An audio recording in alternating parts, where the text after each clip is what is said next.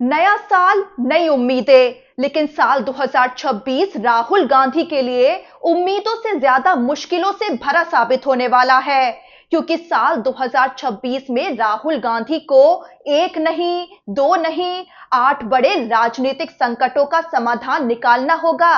ये 8 ऐसे मुद्दे हैं जो अगर समय रहते नहीं सुलझे तो कांग्रेस के लिए 2029 की राह और भी मुश्किल हो सकती है।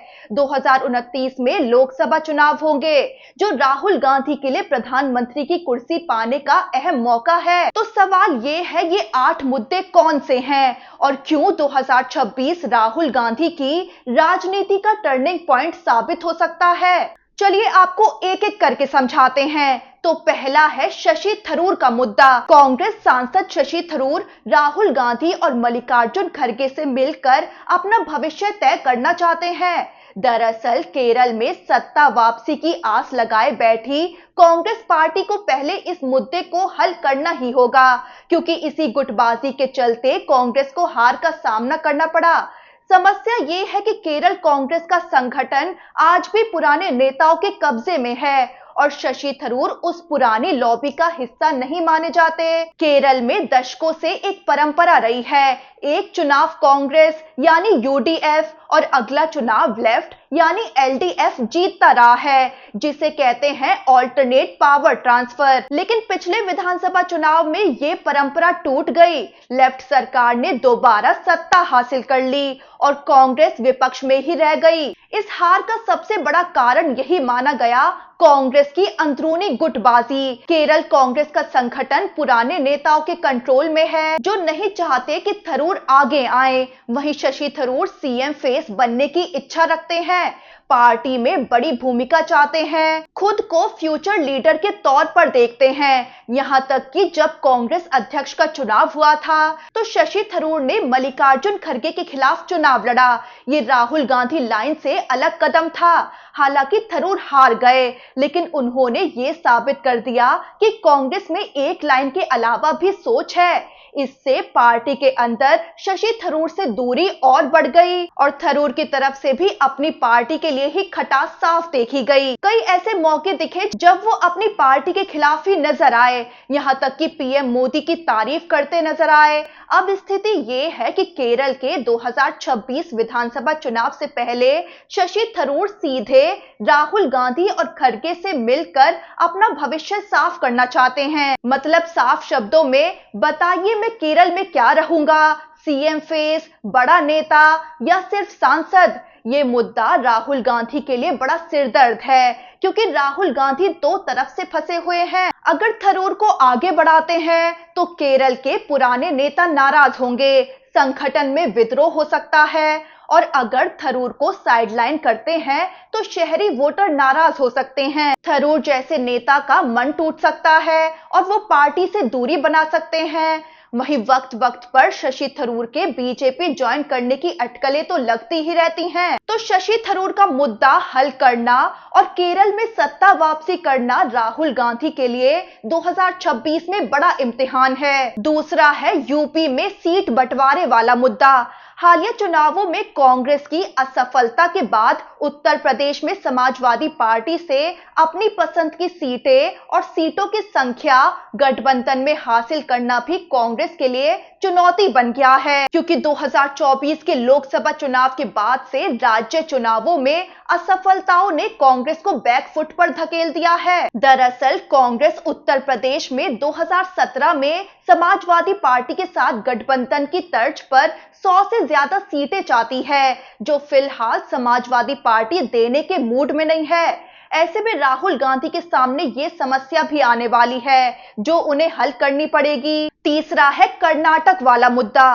कर्नाटक इस वक्त कांग्रेस के लिए सबसे कीमती राज्य है। बड़ी आबादी, आर्थिक रूप से मजबूत और साउथ में कांग्रेस का सबसे बड़ा पावर सेंटर है। लेकिन यहीं पर कांग्रेस की सबसे बड़ी अंदरूनी लड़ाई चल रही है। मुख्यमंत्री सिद्धरामैया और प्रदेश अध्यक्ष और उप मुख्यमंत्री डीके शिव कुमार के बीच मुख्यमंत्री की कुर्सी को लेकर खींचतान बनी हुई है। चुनाव से पहले दोनों ही नेता सीएम पद के दावेदार थे, लेकिन आलकमान सरकार ने समझौते के तहत सिद्धारमैया को मुख्यमंत्री और डीके शिव कुमार को डिप्टी सीएम बना दिया और सत्ता साझा करने की बात सामने आई। यानी कुछ वक्त सिद्धारमैया सीएम रहेंगे और कुछ वक्त डीके शिव कुमार सीएम बनाए जाएंगे। लेकिन समस्या ये है कि सत्ता साझा करने को लेकर कोई साफ टाइमलाइन तय नहीं हुई, जिससे डीके शिव कुमार खेमे में असंतोष बना हुआ है। अब अगर इस टकराव को समय रहते नहीं सुलझाया गया तो कांग्रेस अपने इकलौते बड़े शासन वाले राज्य में सरकार होते हुए भी राजनीतिक रूप से कमजोर पड़ सकती है। और अगर कर्नाटक में सत्ता अस्थिर हुई तो बीजेपी को बड़ा मौका मिल जाएगा। चौथा मुद्दा है बंगाल चुनाव। बंगाल चुनाव 2026 के मद्देनजर राहुल गांधी को अहम फैसला करना होगा। हाल में अभिषेक बनर्जी ने बयान दिया था कि हम इंडिया गठबंधन का हिस्सा तो हैं, लेकिन विधानसभा चुनाव में हमें कांग्रेस की जरूरत नहीं है। हालांकि आखिरी फैसला ममता बनर्जी करेंगी। ये कहकर अभिषेक बनर्जी ने इशारा किया था कि जैसे लोकसभा चुनाव में ममता बनर्जी ने कांग्रेस को जो सीटें और जितनी सीटें ऑफर की थी वो कांग्रेस नहीं मानी थी, तो ममता अकेले सभी सीटों पर लड़ी थी। वैसे ही ममता की शर्तों पर कांग्रेस मानेगी तो विधानसभा में सीट बंटवारा संभव है, लेकिन कांग्रेस नहीं मानी तो फिर अकेले चुनाव लड़ना होगा। यानी अब राहुल गांधी को तय करना होगा कि ममता की शर्तें माने या अकेले चुनाव लड़ें। अब राहुल के सामने पांचवा मुद्दा है जाति कार्ड। राहुल गांधी की राजनीति का सबसे बड़ा दाव है जाति जनगणना, यानी जिसकी जितनी आबादी उसको उतनी हिस्सेदारी। ओबीसी, दलित और पिछड़े वर्गों को ज्यादा प्रतिनिधित्व देने की मांग। लेकिन बिहार में ये दाव धाराशाही हो गया।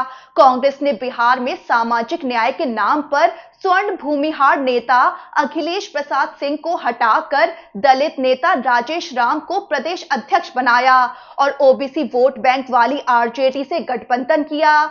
लेकिन इसका फायदा कांग्रेस को मिला नहीं। राहुल गांधी के लिए अब खतरा क्या है? तो राहुल गांधी जाति कार्ड को राष्ट्रीय मॉडल बनाना चाहते हैं, लेकिन बिहार का नतीजा ये बताता है कि ये हर राज्य में काम नहीं करेगा, खासकर जहां क्षेत्रीय पार्टियां पहले से जाति राजनीति की मास्टर हैं और कांग्रेस जूनियर पार्टनर है।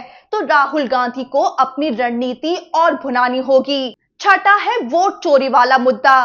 बीजेपी और चुनाव आयोग पर वोट चोरी के आरोप लगाकर राहुल गांधी लोकतंत्र की रक्षा और आम जनता के अधिकार की लड़ाई के रूप में लगातार पेश कर रहे हैं। बिहार में यात्रा और दिल्ली के रामलीला मैदान की रैली के जरिए उन्होंने साफ संदेश दिया कि ये सिर्फ हार का आरोप नहीं है, बल्कि वोटर के हक की सुरक्षा का मुद्दा है। राहुल गांधी का कहना है कि लोकतंत्र तभी जीवित रहता है जब हर नागरिक का वोट सही तरीके से गिना जाए, और यही वजह है कि वो इस मुद्दे को लगातार उठाकर जनता को जोड़ने की कोशिश कर रहे हैं। 2026 में भी राहुल गांधी के सामने वोट चोरी पर जनता को जोड़ने की जद्दोजहद रहेगी। सातवां है मनरेगा मुद्दा। मनरेगा कांग्रेस के लिए सिर्फ एक योजना नहीं है, बल्कि उसकी राजनीतिक विरासत है। लेकिन मोदी सरकार ने इस योजना को खत्म किए बिना इसका नैरेटिव बदल दिया। फंडिंग और भुगतान में देरी, राज्यों पर जिम्मेदारी डालना और महात्मा गांधी के नाम को हटाना। कांग्रेस ने इसका विरोध किया, लेकिन मुद्दा संसद और प्रेस कॉन्फ्रेंस तक सिमट कर रह गया। राहुल गांधी के सामने चुनौती ये है कि वो मनरेगा को फिर से ग्रामीण भारत की आवाज बना पाए, वरना कांग्रेस अपनी ही बनाई सबसे बड़ी योजना का राजनीतिक फायदा नहीं उठा पाएगी। और आठवां मुद्दा है हरियाणा, पंजाब और असम की चुनौती। हरियाणा में कांग्रेस हार के बाद भी अंदरूनी लड़ाई में फंसी हुई है। हुड्डा परिवार और अलग अलग खेमों में विद्रोह पार्टी के लिए सिरदर्द बना हुआ है। वहीं पंजाब में कांग्रेस सत्ता वापसी की कोशिश कर रही है, लेकिन नवजोत सिद्धू की पत्नी के विवाद ने पार्टी को अंदर से कमजोर कर दिया है। उधर असम में कांग्रेस ने सीएम हिमंता बिस्वा शर्मा के सामने पूर्व सीएम तरुण गोगोई के पुत्र गौरव गोगोई को कमान सौंपी है, लेकिन ओवैसी और अजमल के गठबंधन ने पार्टी की मुश्किलें बढ़ा दी हैं, क्योंकि इस बार बिहार चुनाव में ओवैसी ने विपक्ष के महागठबंधन को बड़ी चोट पहुंचाई है। तो कुल मिलाकर नए साल में राहुल गांधी को इन समस्याओं के हल निकालने होंगे, वरना वो 2029 की लड़ाई यानी लोकसभा चुनावों में कमजोर पड़ जाएंगे।